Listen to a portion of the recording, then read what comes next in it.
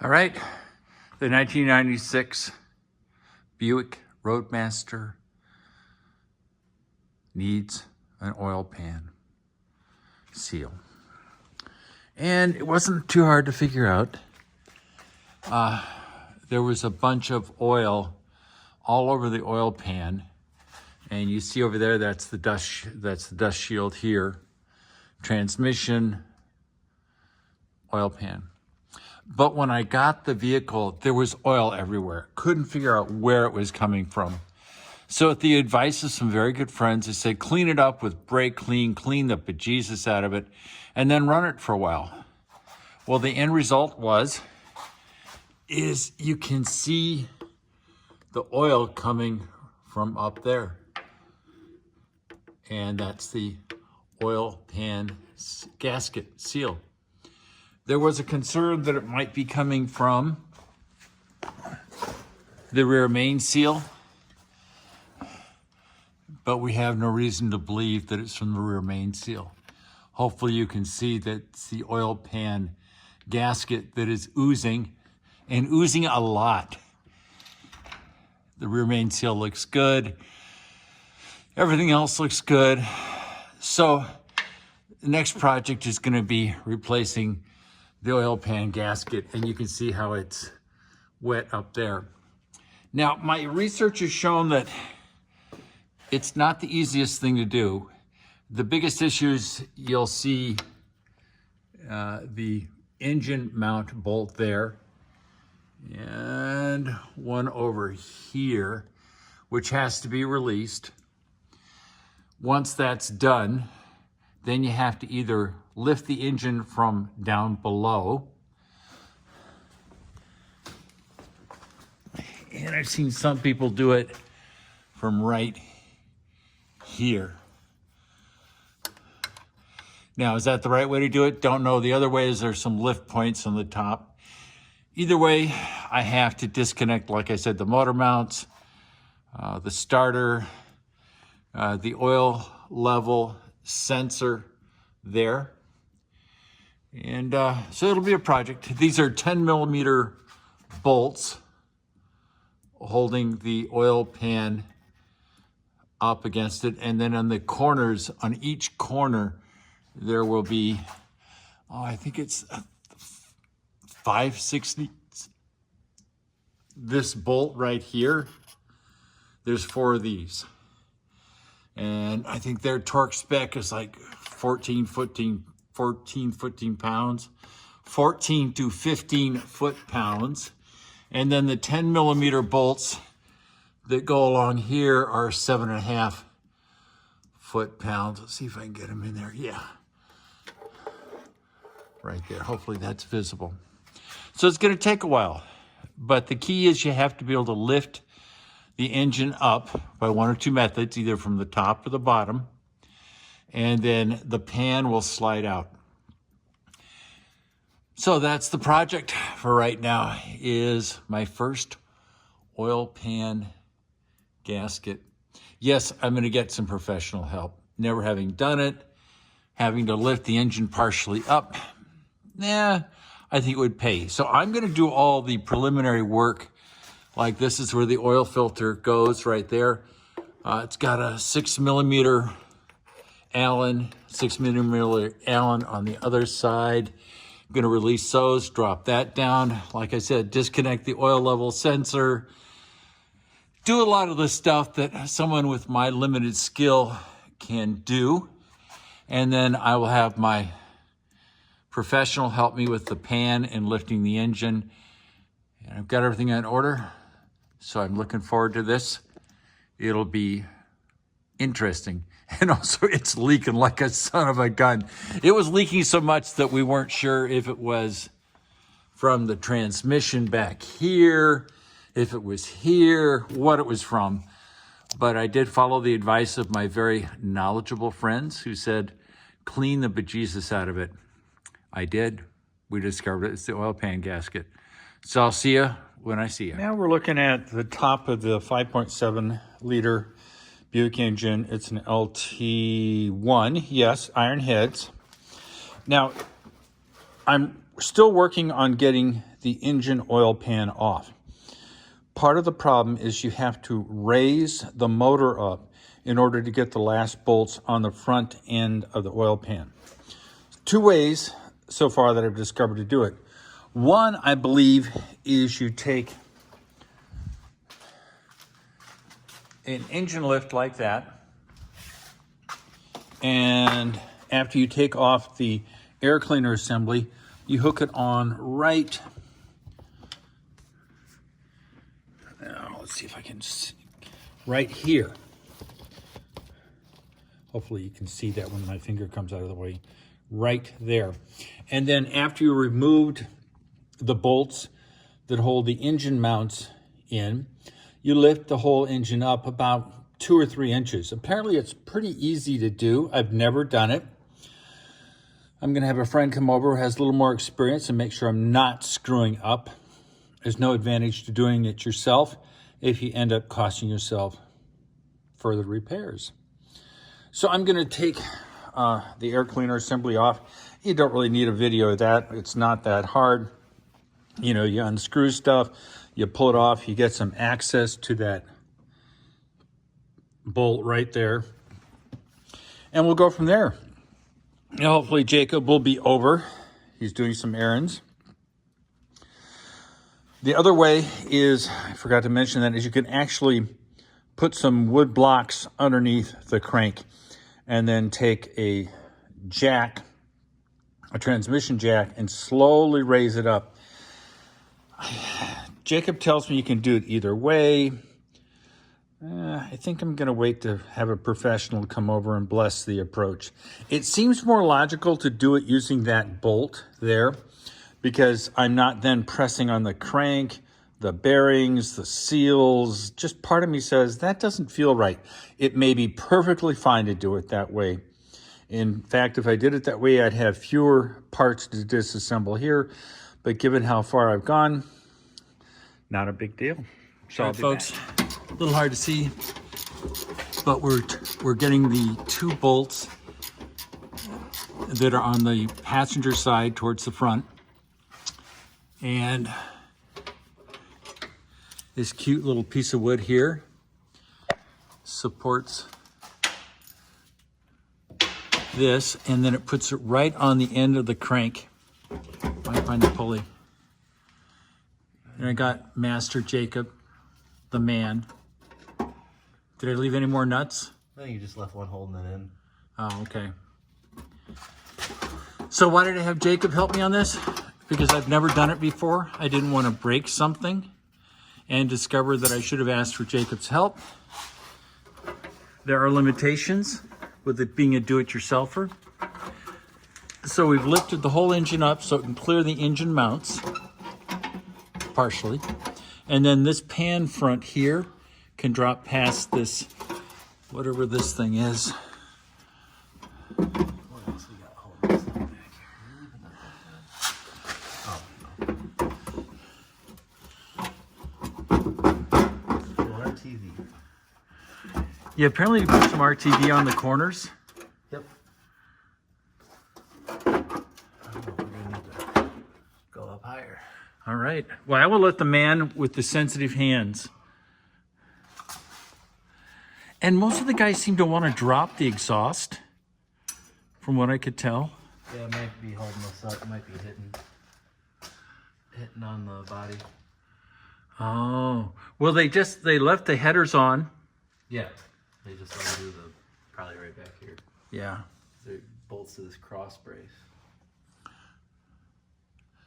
But of course, they never explained why. So you can see this. It's coming down now. I think it is. No, I'm going up more. You're going up? Yeah. Oh, yes, he is going up.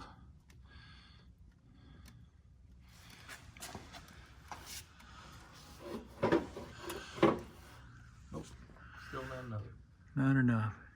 And then let's see, is this interfering with...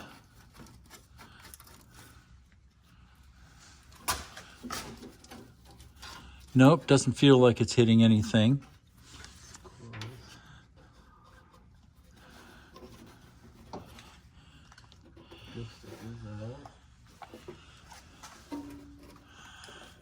Doesn't need much more. Not much more? Okay. Still might not be the exhaust, but Oh, I can see it going up.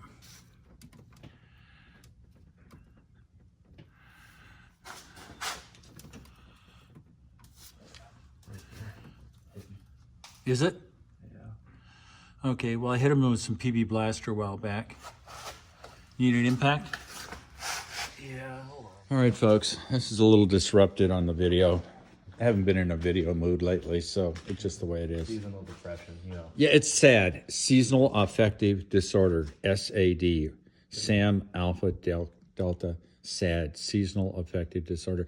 And it might be, frick, it's January. So we're still working on the Buick. It's been up here for a while, but that's all right. It's not going anywhere. It can't be driven in the snow and salt. So I've already told you that we took out the engine oil pan because we had a gasket leak. It was very interesting. The gasket was actually replaced, but it was cut in half. And my man here said some mechanics will actually cut the gasket, not drop the pan all the way, take the bolts out, slide the gasket around the perimeter, put a little RTV where they cut it, and then slap it back up. Well, I'm here to tell you, it did not work. Don't know how long ago it was done, but it's not a good idea. So we have obviously lifted the engine up using this block of wood with a jack stand here, and we put it on the crank. We have already gotten the oil pan, engine oil pan out because it was meaningless work, which I'm good at. I cleaned it up. We did find something very interesting in it. Where is it? We found a bolt inside the oil pan gasket. A nut, I'm sorry. A rocker arm? It's probably a rocker arm. Probably rocker arm, because we looked at all the, everything on the crank, everything else, couldn't find anything missing. And the car ran fine, and who knows. But that's the beauty of having a car that's 1996. Who knows what it's been through. Some shit. So now we're picking up the oil dipstick. What? Or whatever what is this? This is the oil pan strainer. This is the valley pan, you could call it. See, that's exactly what I was going to say until I was interrupted. So it is getting... I guess the oil pump with valley pan and Yeah. all that. Oh, drop the bolt. Yeah. Oh, man. Do you know how much these bolts cost? Probably a fortune. $2. Yeah, I just said that it was a fortune. So we put some anaerobic gasket sealer on the other side. Not necessary, because they usually don't have anything there, but I like it. Just a little kind of... And we took this off to examine and look for any missing bolts. It was not part of the routine of changing the engine oil pan. But because we wanted to look to see if we could find a missing bolt, which we did not find. Yeah, just in case someone was in there and didn't torque like a cap down or something. Yeah. I don't know. I mean, it'd be weird. You would definitely have a problem, but I don't know. It's a small block. They can run pretty fucked up forever. So. Yeah. And also it was a case of we're here, why not? Right. We also replaced the engine mounts. That was a bit of a challenge because I didn't have the front suspension suspended. I've now figured out a way I could have done it, but man, that's life. I would have driven the car up, lifted it up, put some jack stands here, and taken the wheels off, the tires off, and then let it droop. But it was a learning experience. Now I know better. Live and learn a little, right? Say again? Said live and learn. We got it done. We got it done. It was interesting. It all worked. You can see that the alternator's gone, so we get some room. The alternator? The starter. I'm ruining your video. I'm sorry. No, it's all right. It's more amusing to realize that people do make mistakes, and I don't edit this stuff. I just go, nah. We raw dog it. We just raw dog it. There's no script. There's nothing. I think the biggest issue for me is trying to get enough light up here, because I know when I watch videos, I hate it when I'm going, I can't see anything. Right. And that's just a waste of time. So we'll be back in a second. The man was telling me about the qualities of this anaerobic gasket maker. And apparently, until it actually loses contact with oxygen, it does not solidify. I did not know that. Well, there's lots of things I don't know. We're not going to get into that. So this is what he's using. And Jacob, so what's the advantage of using this anaerobic gasket sealer when it's, obviously it doesn't solidify until it's out of oxygen, but you were mentioning something else. I like it on areas, like the small block doesn't have a oil pump gasket. You can buy gaskets if you want. Yeah. But you don't need it. I like it as a piece of insurance, just in case that surface, for whatever reason, isn't as flat as it initially was from the factory. Like you get a new pump, or maybe that cap, who knows, somebody fucked it up in the past. So it's belt and suspenders. It's a little extra insurance. I like it for the insurance. I think it's a good addition. So I just because you don't want to be sucking air or. Yeah, I mean it's a small block. It only needs like 5 psi anyways to be happy. This is a Buick. It needs 6.5. That's what everybody knows about Buick. So please excuse my expert. He doesn't know shit. But you know, I always do it on all my small block builds just to make me happy. Well, and being happy is what matters. But you were also mentioning that it had another advantage in terms of if the material came loose. Was that what you were saying? Or oh yeah, I mean it'll flush right out with the next oil change. Oh, because it's not like our RTV that's gonna turn into a solid rubber and plug shit up. I mean, if you dump a whole can of it in there, you'll probably have a problem. But all right, a little bit won't hurt. And it's even better. It has German on it. Yeah, it's used a lot in the European scene. I can't speak for American and Japanese because I haven't really seen it other than transfer cases and differentials and stuff. Okay. Seal in certain areas. With that being said, that's not a substitute for RTV where RTV is called for. Okay.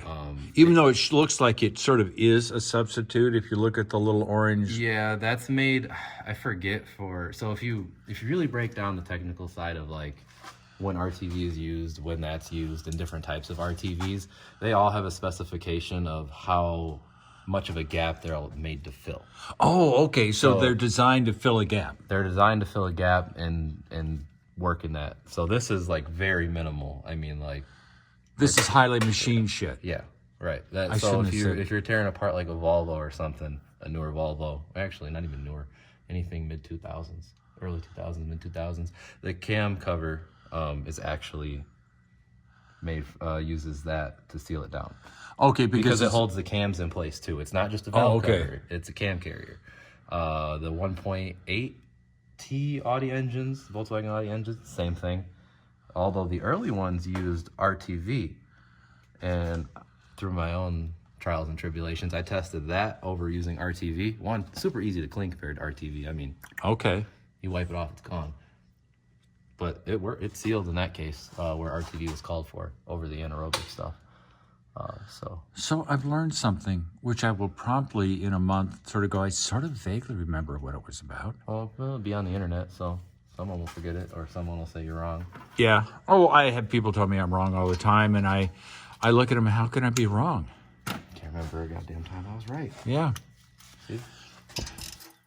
But oh, I forgot to mention that Jacob is a human torque wrench. It's been tested in a lab. It's been proven. Most people will actually use a torque wrench, not the human torque wrench. No, he just click. See? There's a guy named Rayman Ray out of Florida who, in his early videos, used to always go click, and he was the human torque wrench. Now it is Jacob up in the Midwest. Up in the Midwest. Yes, he's the Midwest Rainman Ray. So we're going to now, I assume, start struggling with putting the pan in? Shouldn't be. Some more small block knowledge. I'm back. I'm sorry. Another thing a lot of people do, this is a Buick Roadmaster station wagon. You just need to say that with a little more reverence. That you will probably never beat on or take a hard turn in. But what happens with these oil pickups is they're press fits. Yeah. And they're known to rattle free or move. And then you don't get proper oil suction. So another thing people do, or what I do, is tack the pickup to the pump so it doesn't move on you. Okay. This car will never ever be driven hard enough to have that No, ever it's a happen. cruiser. It's a But if you're bougie. if you're building something you're gonna beat on and you have it apart, just do it. tack weld this connection here. Just tack it. Don't waste your time on the bullshit brackets and stuff they sell. They don't really work very well. Just tack it. Okay. If you don't have a welder, hit up a buddy with a welder and just tack it. You don't want to bead the whole thing. You want to be able to get it out. Just a maybe little one day. tack and tack. And you do it right on this tube as it inserts into the... Yeah, you make sure it's in. Make sure you set your depth right, you know, like by putting the pan on and making sure it's set. Don't want it too high or too low. I mean, you can't really put it too low, but I'm sure you could fuck it up. You could probably put the pan up and bend this if it's Don't too put it low. upside down, and just, you know, nice little tack. You can put it right at the bottom, right at the top, wherever makes you happy. And there you are, folks.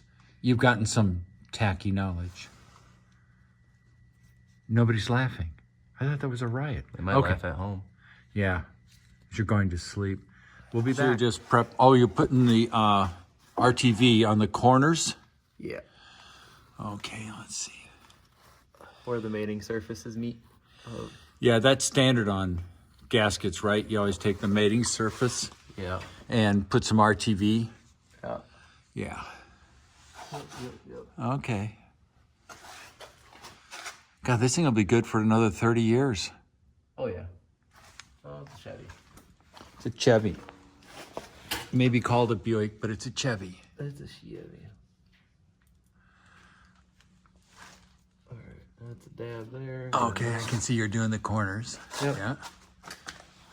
Not too much, just a little bit. Let's spread out. Well, you know what they say, a little dab will do you.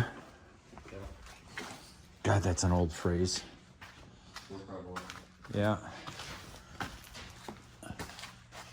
Yeah, so you can see we did the dab up in front and we did a dab back here. You can see there and there. And they're the areas where apparently it mates. And that's a vulnerable spot to leaking. He's just popping it in. So you don't put it on the pan, you pop it in and then slip the pan in. If it wants to collaborate, or Collaborate? whatever, properly. Sometimes you can get them to pop in on the little front and rear arches of the rear main. Okay. In the front. Yeah, somehow I thought I would mount that on the pan, but this looks like a better approach.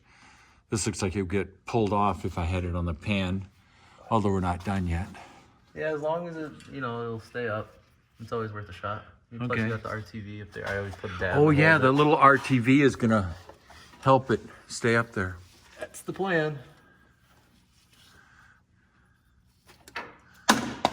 What was that? I have no idea what fell. Something really important and expensive.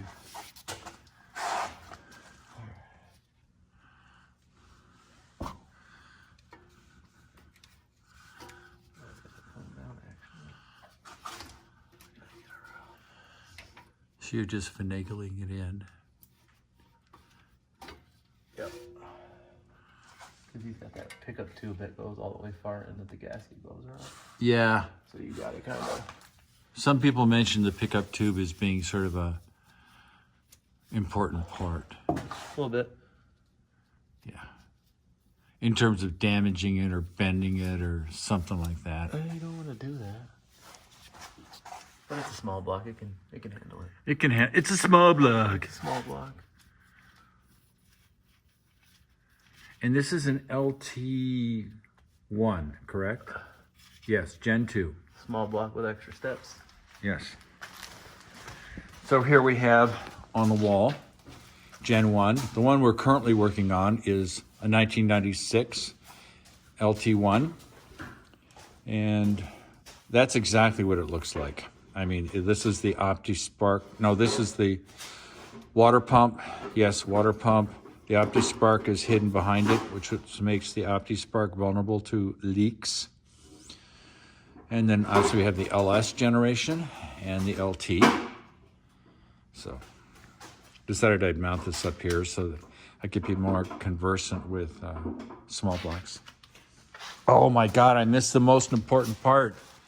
Not all the way in yet. Just gotta try to finesse it in there.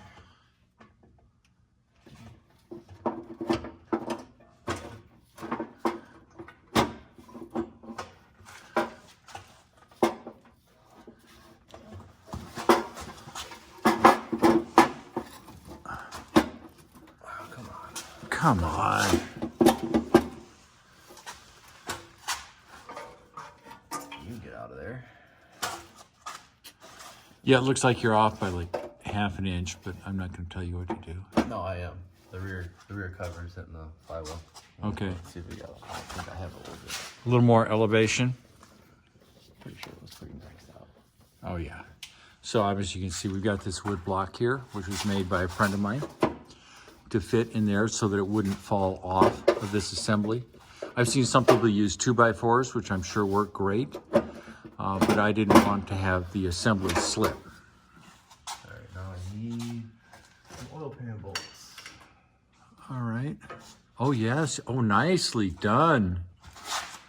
And for education purposes, the corner bolts on these pans are 15 foot-pounds, and the ones on the side are 7.5. I think roughly maybe 14 foot-pounds and 7.5 on the side. And that's kind of important if you're not a professional mechanic. You've got to make sure you don't squeeze the crap out of these things. Do you need me to hold anything? Well, I think I got it. He's got it. At this point, I got it. Okay, well, if you want me to put my fingers somewhere, and let's not get weird. You beat me to it. Yeah, I know I did. I thought, well, I'll see if I can do that one for him for free. For free. It's a free. It's like I'm retired, but I just miss it sometimes. I just miss the camaraderie, the closeness.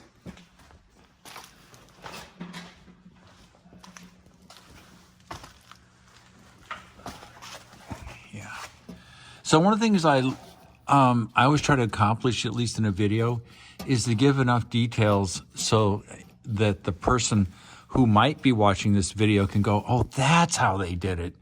Because sometimes when people give examples of the work they're doing, they sort of gloss over some details. Yeah. So you can see the gasket. You can see the initial bolts placed in. I think these are 10 millimeters. And we've got all the corners RTV'd, where there's a transition between the machine surfaces. Life is good. Oh, this is rocking. Now, one of the things we're going to make sure we do is we tighten this stuff while it's still elevated. We're not going to drop the pan down because it's hard enough to get to these bolts anyway. At least that's my impression, having been here taking this pan off. Yes.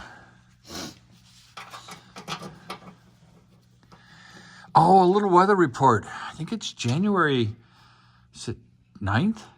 Yeah, and thanks to the weather, I'm short-sleeved in Wisconsin with no garage heat on. It's great. It's fabulous. Actually, we have, the heat is coming out of the floor. It's 58 degrees. The garage has heat? Oh, God, yes. What do you think this is? I'm not used to this kind of... I'm not in your tax bracket, bud. This is new to me. You're damn straight you're not. No, I used to run the garage at like 70, yeah. But it's too hot to work. I know that sounds weird. It's too hot. 65 is the breaking point. That's yeah, where you start going, I'm uncomfortable. So I let the floor run at a fixed temp of 58 degrees. And then when you have 1 or 2 or 3 people in here working, the heat from their bodies actually causes the space to heat up. And like you said, there's nothing nicer than being in a short sleeve shirt, T-shirt, and human heat is the most efficient heat. Shout out to slave labor. Yes, exactly. Oh, you took these pan bolts out. I did, and I tried to put them all in some sort of organized fashion. Remember where you got that one from? That might have been, I think it was just one of the random ones. It's just random? Okay. Yeah, I don't think there was a special. There may have been a bracket here that it somehow, there was a bracket somewhere over here that somehow connect. That's what it was.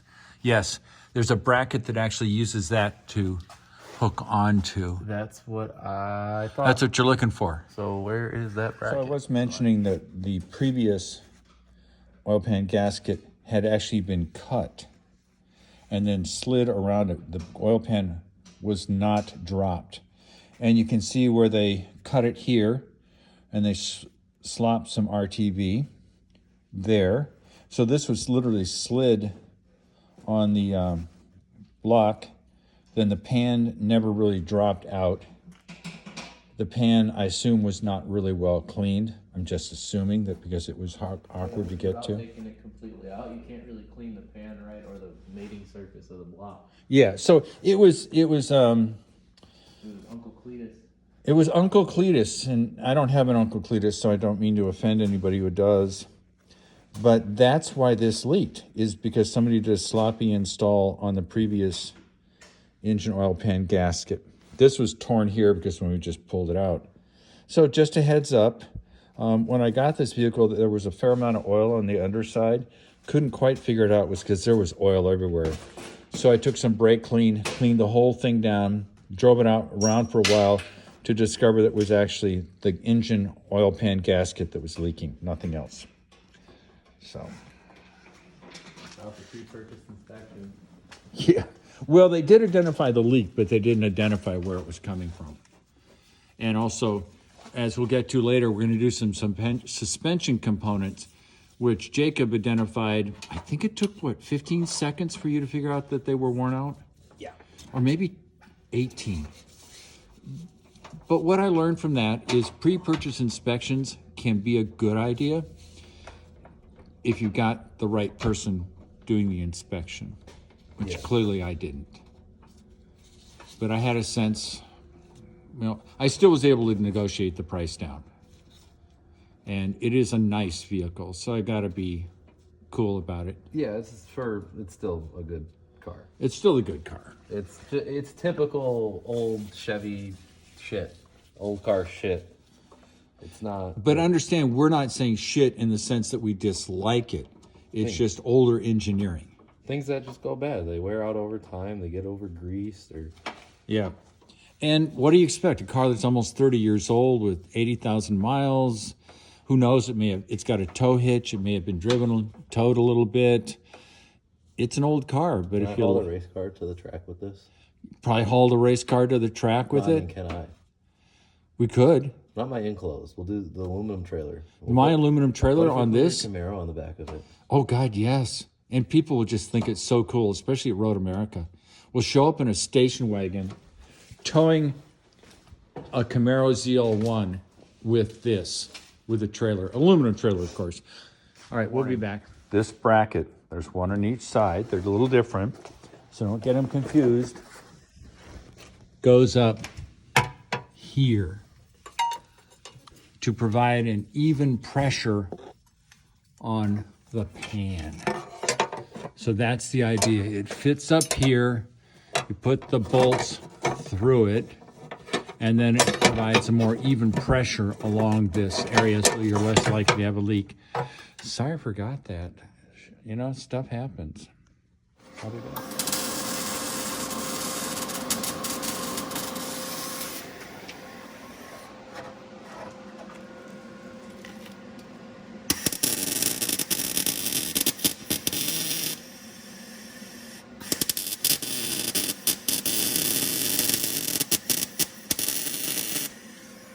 All right, folks, the Buick is done. Did the engine mounts, did the engine oil pan so it no longer leaks, and we did the front steering suspension. It's now in storage because that's the kind of car it is. It's all done. I'm really happy. It was great that I was able to get it done during the winter. It's one more car out of the way. So life is good. I love you all. Peace out.